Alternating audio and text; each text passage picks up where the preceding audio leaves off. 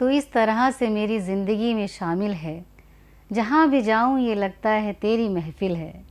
नमस्कार, अस्सलाम वालेकुम। मैं फ़िरदौस आपका स्वागत करती हूँ अपने channel Firdaus the life coach में। कहिए कैसे हैं आप सब? मुझे यकीन है आप सब बहुत अच्छे से अपना-अपना ख़्याल रख रहे होंगे और हमेशा की तरह, है ना? चलिए बहुत अच्छी बात है, वाक़ई में। और बहुत ही प्यारा रिश्ता होता है हस्बैंड वाइफ़ का, है ना? जिसमें बहुत सारी बातें होती हैं, बहुत सारा शोर-शराबा, बहुत सारी चिक, चिक, चिक, चिक, है ना? और लेकिन बहुत सारा मोहब्बत। इतनी सारी मोहब्बत होती है कि जिसका कहते हैं ना, जिसका कोई अंदाज़ा नहीं लगा सकते आप। क्योंकि कभी मेरी इस बात से आप सब जो भी यहाँ पे शादीशुदा लोग हैं, बैठे हुए यहाँ पे सुन रहे हैं मेरी कहानी को अगर, तो मेरी इस बात से ज़रूर इत्तेफ़ाक करेंगे कि आप अपना आपस में चाहे कुछ भी कर लीजिए, लेकिन अगर कोई दूसरा बंदा कुछ बोले, दोनों में से किसी एक को, तो वाक़ई दिल पे कुछ लगती है चोट एकदम से, है ना? मुझे तो यही एहसास लगता है कि देखिए आपस में चाहे कुछ भी हो, झगड़ा कर लीजिए, बहस कर लीजिए, किसी भी बात पे, किसी भी मौके पे, किसी भी वक़्त में, लेकिन कोई दूसरा अगर कुछ बोले, चाहे वो हमारे रिश्तेदारों में से ही कोई क्यों ना हो, तो बड़ी अजीब-सी फ़ील आती है कि कोई ऐसे कैसे बोल सकता है ना? क्योंकि ठीक है, हम झगड़ा कर रहे हैं, वो हमारी बात है, लेकिन कोई दूसरा कैसे बोलेगा? भई मोहब्बत इतनी ज़्यादा होती है कि किसी की सुनना गँवारा नहीं होता है ना? रिश्ता ही ऐसा है। तो चलिए आइए इसी बात पे मैं आपको एक बहुत ही प्यारी सी कहानी सुनाती हूँ, जो कि वाक़ई आपके इस रिश्ते को और भी बड़ा मज़बूत बना देगा और भी जो एक मोहब्बत है ना, वो और ज़्यादा इंशाल्लाह ज़रूर बढ़ जाएगी।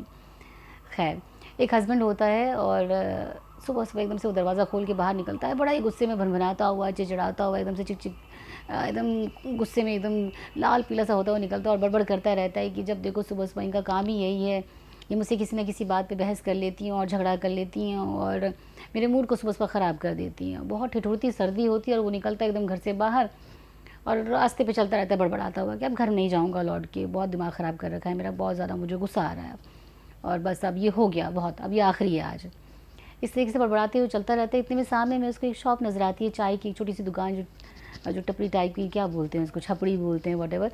तो वो दिखती है तो वो वहाँ पे रुक जाता है कि चलो चाय पी लेते हैं, कम से कम इतनी ज़ोर से ठंड लग रही है और देखो हमने कुछ स्वेटर वगैरह भी नहीं पहना है, जैकेट भी नहीं पहना है, गुस्से में निकल गया ऐसे ही बाहर।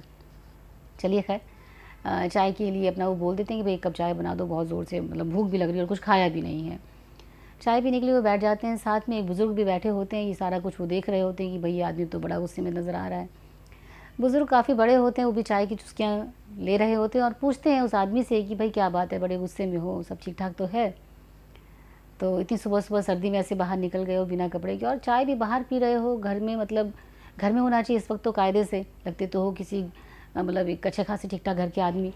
इतने सारे सवाल सुन के तो फ़र्स्ट ऑफ़ ऑल तो वो बहुत ही गुस्सा हो जाता है कि भई आप कौन होते हैं इतना कुछ पूछने वाले मुझसे, मैं क्यों जवाब दूँ आपको, है ना? मेरी मर्ज़ी, मैं चाहे कहीं भी जाऊँ, बाहर निकलूँ, सर्दी है, व्हाटएवर, आपको इससे क्या मतलब है?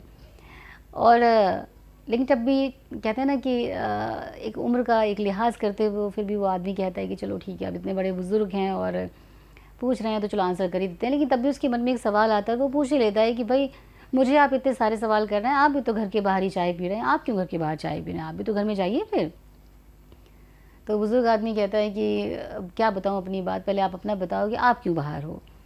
तो वो आदमी कहता है कि बस बहुत ज़्यादा गुस्सा आ रहा है मुझे, अब आज तो मेरा एकदम बहुत बुरी तरीके से मेरी पत्नी से झगड़ा हो गया है। हर बात पे मेरा मूड ख़राब कर देती है किसी न किसी बात पे और अब मैं घर बाहर जाऊँगा ही नहीं घर में, बाहर ही रहूँगा मैं अब। अब मैंने सोच लिया अब ये आखिरी है आज। आदमी जो बुज़ुर्ग हैं वो पहले सुनते हैं, फिर उसके बाद वो सलाह देते हैं कि देखो भाई ऐसा है। अभी आपने मुझसे सवाल किया था तो उसका जवाब ये है कि मेरे पास तो घर-द्वार नहीं है और एक घर है भी मेरे पास, तो मैं अकेला रहता हूँ, मेरी वाइफ़ नहीं है, मेरी वाइफ़ को 8 साल हो गए हैं ख़त्म हुए, मर गई है वो। और तुम्हारे पास तो सब कुछ है, तब भी तुम ऐसी बातें कर रहे हो। मुझसे पूछो, इतना वक़्त गुज़र गया है मेरी वाइफ़ को इस दुनिया से गए हुए, लेकिन आज भी मुझे उसकी ऐसी याद आती है कि मैं आपको बता नहीं सकता। जब वो थी, तो मैं भी उसका कहते हैं ना उसकी अहमियत को नहीं समझता था, उससे इसी तरीके से झगड़ा करता था, ऐसे ही चिक-चिक करता था, उसकी हर बात पे ऐसे ही मुझे लगता था कि पता नहीं क्यों बोलती है वो इतना, क्यों ऐसे बिहेवियर करती है मेरे साथ। लेकिन जब वो आज नहीं है मेरे पास, तो इतने सालों के बाद भी मुझे एहसास होता है कि काश वो मेरे साथ होती, क्योंकि मेरा कहते हैं ना सुकून मेरा वही थी। ठीक है, मेरा झगड़ा वही उसके साथ होता था, लेकिन जो एक मन को जो एक सुकून उसके साथ रहने में आता था, जब मैं घर लौटता था शाम को थका हुआ, तो एक मन को सुकून मिलता था कि कोई मेरा इंतज़ार कर रहा है घर पर। और वाक़ई आज मुझे याद आता है कि उसके साथ चाहे वो चिकचिकी थी, लेकिन वो बहुत अच्छी लगती थी। कम से कम वो थी, तो इतना होता तो था। लेकिन आज अगर मैं अभी घर जाता हूँ तो मुझे वो घर सूना खाली घर जो है मेरा वो काटने को दौड़ता है, मुझे बिल्कुल अच्छा नहीं लगता, मुझे बहुत याद आती है। और ये बातें करते हुए वो जो बुज़ुर्ग हैं उनकी आँखों में एक नमी सी आ गई। तो ख़ैर अपने आप को वो कंट्रोल में करते हुए उन्होंने बस सिर्फ़ इतना कहा उस आदमी से कि बेटा घर जाओ, सलाह सिर्फ़ यही है, क्योंकि चाहे जैसा भी है, जो ये रिश्ता है वो बहुत ही प्यारा है, इससे बढ़ के कोई रिश्ता नहीं है। आपस की नोक-झोंक तो चलती रहेगी, लेकिन जो मोहब्बत है वो और बढ़ती रहती है, तो इसलिए घर जाओ।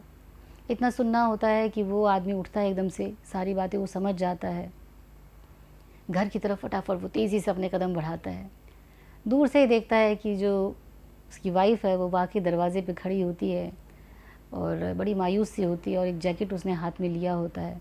जैसे ही वो दरवाज़े के पास पहुँचता है तो वो बड़ी उदास सी होके कहती है, कहाँ चले गए थे? इतनी सर्दी में जैकेट भी नहीं पहन के गए, ठंड लग जाती तो? तो वो आदमी कहता है कि तुम भी तो ऐसे ही बाहर खड़ी हो, स्वेटर तक नहीं पहना है, शॉल भी नहीं लिया हुआ है, सर्दी तो तुम्हें भी लग सकती है। चलो आओ जल्दी से अंदर चलते हैं, जल्दी से चाय बना दो, मुझे एक चाय पीनी है। आओ मिल के चाय पीते हैं, 2 कप चाय बनाओ फिर। तो वाइफ़ जो है वो दोनों जाते हैं अंदर कमरे में अपना और वो किचन में चली जाती है और चाय बनाने लग जाती है। इस तरीके से जो ये कहानी है, ये हमें ये सिखाती है कि बेशक चाहे दिखता कुछ भी हो ऊपर से कि हाँ ठीक है, लेकिन कुछ रिश्ते ऐसे होते हैं जो वाक़ई मतलब ज़बरदस्त होते हैं, है ना? आप कुछ कह नहीं सकते उनके बारे में। तो ये समझने की बात है, नोक-झोंक तो चलती रहेगी, लेकिन आपस में एक-दूसरे का सम्मान कीजिए, रिस्पेक्ट कीजिए और एक-दूसरे को अहमियत दीजिए। कोई बात नहीं, छोटी-मोटी बातें तो चलती रहती हैं, लेकिन मोहब्बत को भी ना भूलिए। बेशक ठीक है वो बातें हैं, लेकिन कितनी मोहब्बत आप एक-दूसरे से करते हैं उसको हमेशा याद रखिएगा, चाहे कितना भी कुछ भी हो जाए, है ना? तो बस यूँ ही मेरी मेरी इस कहानियों के साथ-साथ बने रहिए और मेरे इस चैनल को जो भी नए नए लोग जुड़े हैं, सब्सक्राइब ज़रूर कर लीजिएगा चैनल को और यूँ ही वीडियोज़ को लाइक और शेयर करते रहिएगा। बहुत अच्छा लगता है वाक़ई आप सब यूँ ही जुड़े रहते हैं तो। बहुत-बहुत शुक्रिया, मिलते हैं इंशाल्लाह एक नई कहानी के साथ, नए मोटिवेशन के साथ। थैंक यू सो मच, अल्लाह हाफ़िज़, शुक्रिया।